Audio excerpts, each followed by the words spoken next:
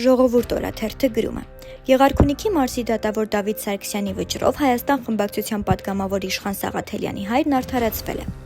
Վարդան Ղուկասյանի շռնդալից վերադարձը քաղաքապետի աթոռին տեսանելի է, գրում է Ժողովուրդ օրաթերթը։ Ընդդիմադիր դաշտում ամենաշատ ձայն ստացող Վարդան Ղուկասյանի շուրջ կձևավորվի հնարավոր կոալիցիան, եւ վերջինս երկար դադարից հետո նորից կվերադառնա քաղաքապետի աթոռին։ Տնտեսական ազատությամբ Հայաստանի դիրքը վատթարացել է 10 հորիզոնականով, հայտնում է օրաթերթը։ Այս տարի եւս Հայաստանը տնտեսական ազատության ինդեքսով հարևան 4 երկրներից զիջում է միայն Վրաստանին։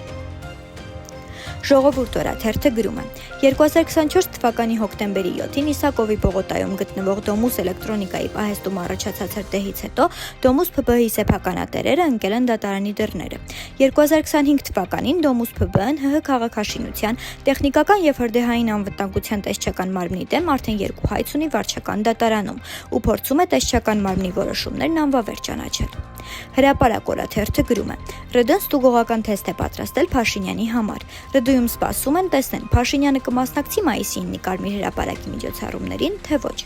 Հրապարակ օրաթերթը գրում է. Փաշինյանը հրահանգել է թիմին ոչ մի կերպ չխառնվել ՀՀ երկրորդ եւ երրորդ նախագահների թիմերի միջև շաբաթներ ձգվող լեզվակռվին։ Առաջարկել է թուլանալ եւ հաճույք ստանալ, թե ինչպես են իրենց հակառակորդներն իրար միս ուտում։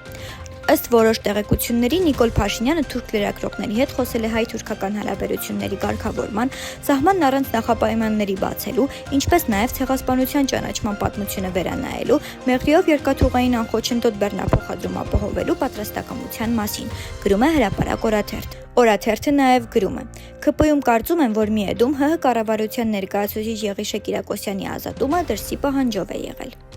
Այս եւ այլ լուրերի մանրամասներին կարող եք ծանոթանալ Օրագիր Նյուզ կայքում։